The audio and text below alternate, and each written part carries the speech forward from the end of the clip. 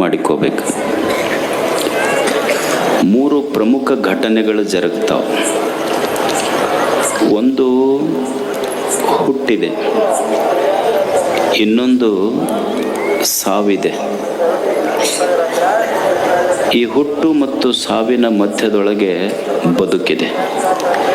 ಈ 3 ಸಂಗತಿಗಳನ್ನು ಯಾವ ವ್ಯಕ್ತಿ ಸರಿಯಾಗಿ ಅರಿತುಕೊಳ್ಳುವುದಿಲ್ಲವೋ ಅವನಿಗೆ ಬದುಕು ಬಹಳ ಕಷ್ಟ ಆಗ್ತದೆ.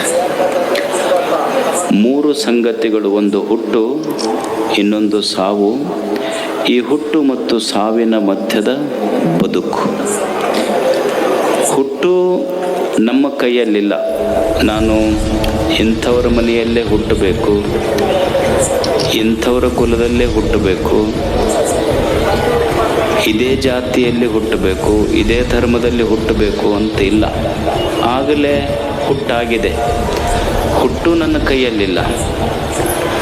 ಸಾವು ನಾ ಬ್ಯಾಡ್ ಅಂದರೂ ಬರುವ ಅತಿಥಿ. ಅದು certainly death is going to come.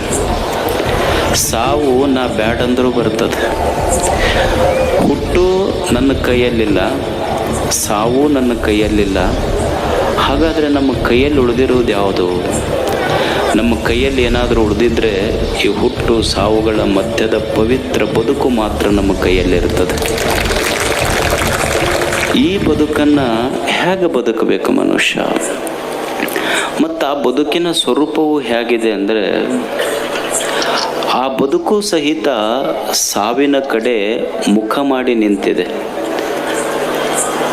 It is moving towards death and decay. ಇರುವ ಜೀವನವು ಸಹಿತ ಸಾವಿನ ಕಡೆ ಮುಖ ಮಾಡಿ ನಿಂತಿದೆ. ಪ್ರತಿ ಕ್ಷಣ ಅದು ನಾಶವಾಗ್ತದೆ. ಯದೃಷ್ಟಂ ತನ್ನಷ್ಟಂ. ಯಾವುದು ಕಣ್ಣಿಗೆ ಹೇಗೆ ಕಾಣ್ತದೋ ಹಾಗೆ ಇರುವುದಿಲ್ಲ. ಇದು ಜೀವನ. ಇದು ನಮಗೆ ಕಾಣುವುದು ಒಂದು, ಅದು ಇರುವುದು ಒಂದು. ಈಗ ನೀವು ನೋಡಿ, ಇದು ಜೀವನದ ಸ್ವರೂಪ. ಇದು ಈಗ ನೀವು ನೋಡಿ, ನಾವೆಲ್ಲ ಹೇಳ್ತಿರ್ತೀವಿ ವಯಸ್ಸಿದ್ದಾಗ ಏನಂತಿರ್ತೀವಿ, ನಾನು ಯಾರ ಮುಲಾಜಾಗೂ ಇಲ್ಲ.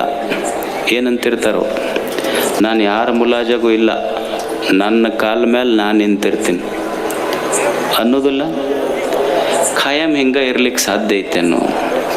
ನಮ್ಮ ಕಾಲ ಮೇಲೆ ನಾವು ನಿಲ್ಲಕ್ಕೆ ಸಾಧ್ಯ ಐತೇನೋ? ಇದು ಎಷ್ಟು ವರ್ಷ? 50 ವರ್ಷ, 60 ವರ್ಷ, 65, 70 ವರ್ಷ ಆದಮೇಲೆ ಮಂಡಿ ನೋವು ಬಂದು ಅಂದ್ರೆ ಏನು ಬೇಕಾತ?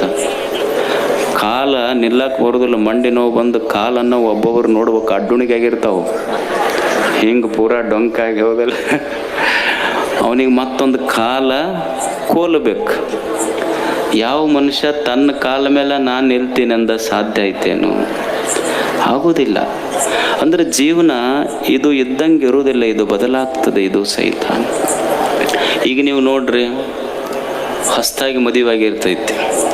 ಅಳಿಯ ಭಾಳ ಮಾವನ ಮನೆಗೆ ಹೋಗ್ತಿರ್ತಾವ. ಅದು ಹಂಗೆ ಇರ್ತೈತಿ ಅನ್ನೋದು. ಸ್ವಲ್ಪ ವರ್ಷ ಆದಮೇಲೆ ಕೇಳ್ರಿ ಅವನಿಗೆ, ಯಾಕೆ ಹೋತಮ್ಮ ಮೊದಲು ಎಷ್ಟು ಹೋಗ್ತಿದ್ದಿ, ಈಗ ಯಾಕೆ ಬಿಟ್ಟಿ ಅಂತ. ಅವ ಅಂದಂತ, ಒಮ್ಮೆ ಮೋಸ ಹೋದ ಜಾಗಕ್ಕೆ ಪದೇ ಪದೇ ಹೋಗ್ಬಾರ್ದು ಅಂದಂತ. ಹಾಗಿರ್ತದೇನು? ನೀವು ಮದುವೆ ನೋಡ್ಕೊಳ್ರಿ, ನಿಮ್ಮ ಮದುವೆ ಫೋಟೋ ನೋಡ್ಕೊಳ್ರಿ, ಯಾವಾಗಿನೂ ಅವಾಗಿನೂ. ಈಗಿನ ಫೋಟೋನು ನೋಡ್ಕೊಳ್ರಿ. ಹಂಗಾದವ ನಾವು ಮದುವೆ ಫೋಟೋಗೆ ಹೆಂಗಿರ್ತೈತಿ,